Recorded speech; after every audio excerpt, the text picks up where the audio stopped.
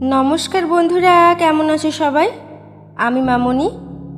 আশা করি তোমরা সবাই ভালো আছো, আমিও ভালো আছি। আর আজকের আমি যে বিষয় নিয়ে আলোচনা করব সেই বিষয়টা হচ্ছে আজকের প্রজন্ম। আমার মনে হয় এই প্রজন্মের শিশুরা অমানবিক না।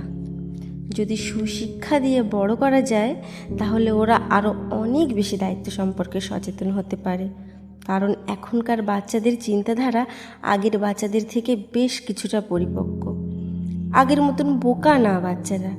আমরা যখন ছোট ছিলাম তখন একটু ভীতু, একটু বোকা, অনেকটা আদুরে এই টাইপসের ছিলাম। কিন্তু এরা সেই তুলনায় অনেকটা শক্তিশালী, শক্ত। বড়দের মুখের উপরে কিছু একটা বলতে সাহস পায়।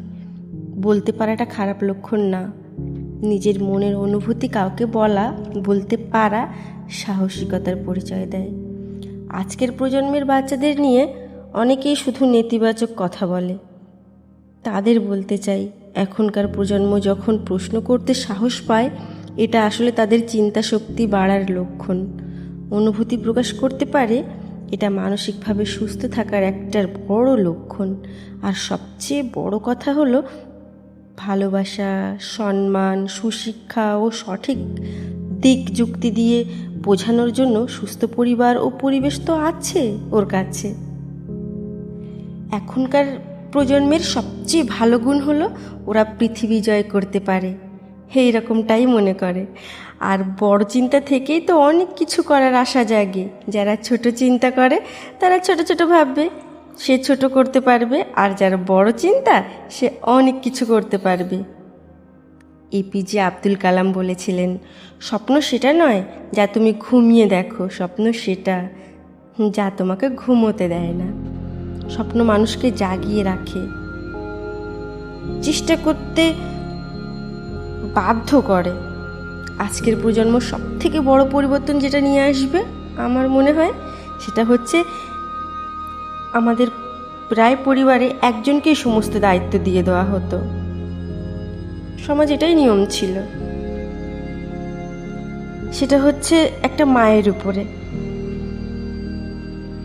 আগে সমাজে এমন ধারণা ছিল যে ঘরের সব যত্নার্থী, অসুস্থ মানুষের সেবা, বাচ্চা বড় করা সব কিছু মূলত একজন মহিলার দায়িত্ব। এখন একটা শিশুও বোঝে একজন মানুষের পক্ষে সব কিছু সম্ভব না, একা করা তো সম্ভবই না। দায়িত্ব ভাগ করলে সম্পর্ক আরও সুন্দর হয়। আর সেই কারণে তুমি একটা জিনিস লক্ষ্য করে দেখবে, বাচ্চাটা তার মাকে যারা বেশি ভালোবাসে তাদেরকেই ভালোবাসে, বেশি ভালোবাসে তাদেরকেই। কেন বলো তো? তারা দেখে কষ্ট পায় যে একা মা এত কষ্ট করছে। বিষয়টা হয়তো সবাই কম বেশি লক্ষ্য করেছে, আমার তো সেটাই মনে হয়। কম বেশি এই বিষয়ে সবাই জানো। তাই আবারও বলবো, এই প্রজন্মের শিশুরা কিন্তু অমানবিক না। যদি সুশিক্ষা দিয়ে বড় করো, ওরা অনেক বেশি দায়িত্ব সম্পর্কে সচেতন।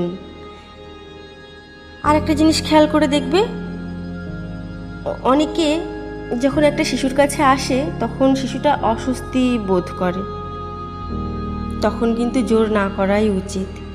ওরকম করছিস কেন, যা যা, ও তো ভালো, কেন যাচ্ছিস না, এরকম করতে আছে নাকি?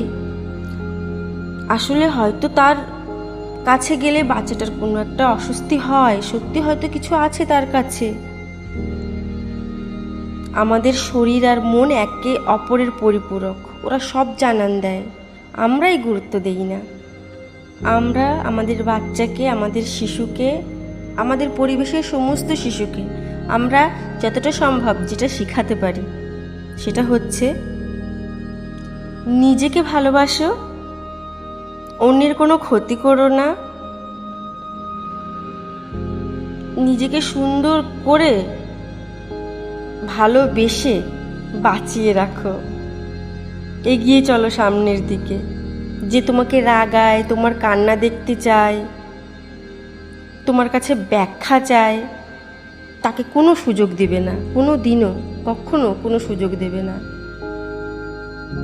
দরজা বন্ধ করে চাবি একদম ফেলে দেবে, যেন নিজেও না দরজাটা খুলতে পারো। আর ছোট থেকে নিজেকে একটা শিশু মনে করবে, কখনো মনে করবে না যে আমি ছেলে কিংবা মেয়ে, বালক কিংবা বালিকা, এরকমটা যেন একদম না মনে করে আমাদের শিশু। ছেলে হলে ব্যাট বল খেলবে আর মেয়ে হলে রান্নাবাটি খেলবে, না, একদম না। দুটোই খেলবে আমাদের বাচ্চা, ব্যাট বলও খেলবে আর রান্নাবাটিও, সেই ছেলে সন্তান হোক আর মেয়ে সন্তান। জীবনে সব প্রয়োজন। যখন বড় হবে তখনও যেন শুধু মানুষ মনে করে নিজেকে, কখনো যেন মনে করে না যে আমি মেয়ে, আর আরেকজন যেন না মনে করে আমি ছেলে। তারা মনে করবে ছেলে মেয়ে বলে যেটা হয় সেটা হচ্ছে একে অপরের পরিপূরক, ব্যাস এইটুকুই।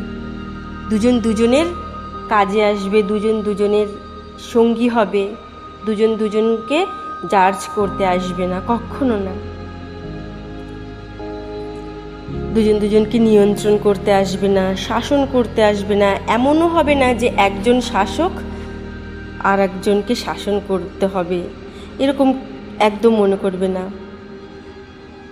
শিশু সন্তান সে ছেলে হোক বা মেয়ে হোক, এক তালে চলবে তারা, তবেই মঙ্গল হবে।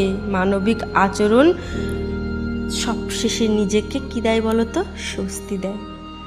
আমি জানি না আমি কতটা ঠিক বুঝলাম, কতটা ভুল বুঝলাম। তোমাদের কমেন্টের মাধ্যমে আমাকে জানিও। যদি আমি সমাজের বাইরে গিয়ে কিছু ভেবে থাকি, তখন তোমাদের কমেন্ট পড়েও আমি জানতে পারবো যে আমার অনুভূতি কোথায় ঠিক আর কোথায় ভুল। তো আজকের মতন আমি আমার এই আজকের প্রজন্ম নিয়ে কথা এখানেই শেষ করছি। দেখা হবে নতুন একটা কোনো বিষয় নিয়ে, আবার আমার সাথে কথা হবে। তোমাদের মূল কমেন্ট, মূল বক্তব্যও আমি জানবো। তো ততক্ষণের জন্য সবাই ভালো থেকো, সুস্থ থেকো আর নিজের খেয়াল রেখো। টাটা।